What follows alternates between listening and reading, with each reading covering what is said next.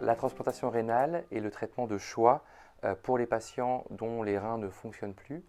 En France, il y a environ 600 patients enfants qui vivent avec une greffe rénale et chaque année, environ 120 enfants vont recevoir une greffe rénale dans un des centres pédiatriques français.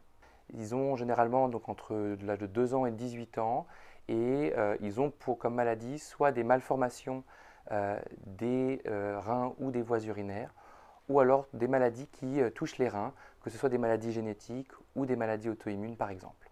Le travail de l'équipe de néphrologie et de l'ensemble des équipes de l'hôpital, c'est vraiment de pouvoir préparer la transplantation rénale dès que les reins du patient commencent à moins bien fonctionner. Et l'idée est bien sûr de pouvoir soit réaliser cette transplantation immédiatement quand les reins ne fonctionnent plus, soit rapidement après que le patient ait débuté un traitement par dialyse. Je suis l'infirmière qui fait la coordination entre le médical et les familles à partir du moment où on leur dit que leur enfant va devoir bénéficier d'une greffe rénale. Dans un premier temps, on fait un entretien commun avec le néphrologue qui sera en charge de la greffe. Pour les patients qui ont un donneur familial, on programme alors une date de greffe en commun avec l'hôpital Saint-Louis où sera fait le prélèvement du donneur familial.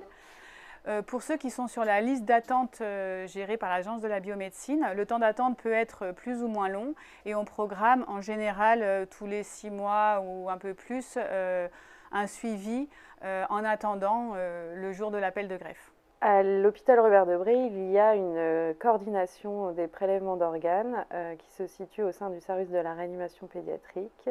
Nous intervenons en réanimation pour accompagner les équipes dans le diagnostic de la mort encéphalique, les accompagner lors des différents examens cliniques et paracliniques. Et dans ce cas-là, nous intervenons auprès des familles pour aborder le don une fois qu'ils ont bien compris la mort encéphalique lors de l'entretien avec le réanimateur. Nous sommes là pour coordonner tout le processus du prélèvement, de la réanimation jusqu'au bloc opératoire et ensuite jusqu'à la chambre mortuaire.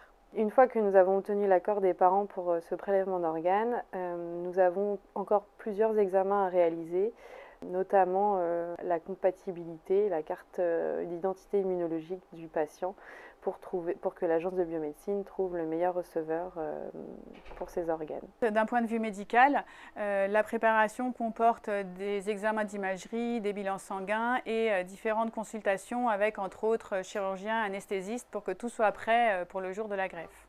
D'un point de vue psychosocial, on rencontre aussi les familles avec la psychologue, l'assistante sociale et moi-même pour bien leur expliquer tout ce qui va se passer et toutes les contraintes et toutes les difficultés parce que ce n'est pas un parcours non plus très simple, la greffe rénale.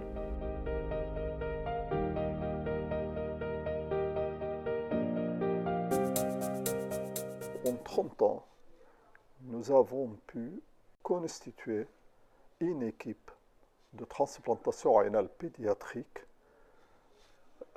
avec maintenant 6 chirurgiens pédiatres qui arrivent à couvrir 24 heures sur 24, 7 jours sur 7, toute l'année, la transplantation rénale chez l'enfant. Ce n'est pas simplement de mettre un rein à l'intérieur du corps d'un enfant, il faut une expertise dans la chirurgie pédiatrique, dans l'urologie pédiatrique, quand on fait la transplantation, le moment qu'on branche l'artère, les veines sur les reins, et ensuite, c'est un moment de stress maximum de toute une équipe autour.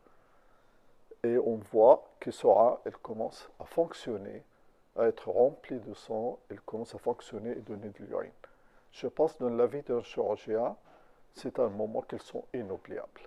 J'ai eu l'immense honneur de faire la 500e transplantation rénale pédiatrique à Robert Debré en janvier dernier. C'était d'ailleurs une transplantation rénale intrafamiliale. Et j'ai la joie de participer à ce programme de transplantation rénale pédiatrique avec mes collègues, néphrologues pédiatres, anesthésistes, IBOD, radiologues et toute l'équipe au sein de cet hôpital. Il faut savoir que la plupart des enfants, nous les connaissons souvent depuis la naissance parfois. Ils sont suivis au sein de notre centre de maladies rares, centre de référence Marvu.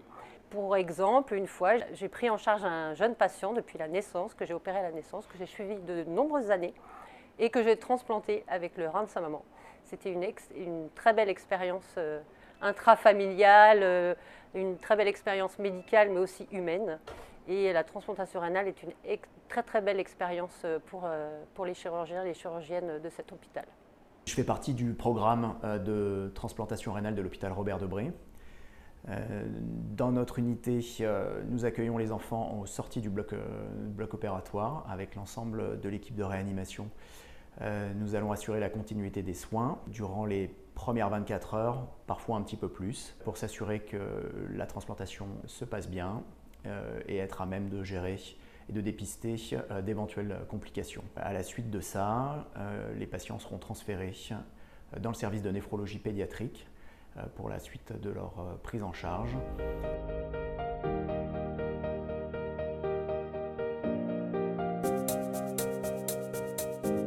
Au cours de cette hospitalisation, on va bien sûr régler toute une sorte de problématique médicale, mais également commencer à apprendre au patient son traitement, le traitement immunosuppresseur qu'il va devoir poursuivre toute sa vie après cette greffe, et leur expliquer comment va se passer la vie après la greffe. Une fois la sortie d'hospitalisation, le patient revient régulièrement à l'hôpital pour des consultations médicales, que ce soit avec les néphrologues, avec aussi des infirmières spécialisées dans la transplantation rénale, et puis avec les autres intervenants, par exemple les chirurgiens qui les suivent également après la transplantation. La période après la greffe reste une période intense en termes de suivi médical, mais au fur et à mesure, le suivi va pouvoir s'espacer avec bien sûr la possibilité de reprendre une vie beaucoup plus normale que la vie avant greffe pour ces patients. Je fais l'accompagnement des patients avant, pendant et après la greffe. Pendant la greffe, je vais en réanimation, je raccompagne l'enfant pendant l'hospitalisation parce que souvent il y a un petit processus de désidéalisation juste après la greffe. Et dans l'après-greffe, c'est des enfants que je vois tout au long du parcours post-greffe. L'accompagnement pluridisciplinaire, médical, infirmier, ETP, psychologique, social, etc. est absolument essentiel dans le parcours et ce jusqu'à la transition vers l'adulte où il y a encore un accompagnement et un travail pour les amener dans l'hôpital adulte où ils seront suivis après.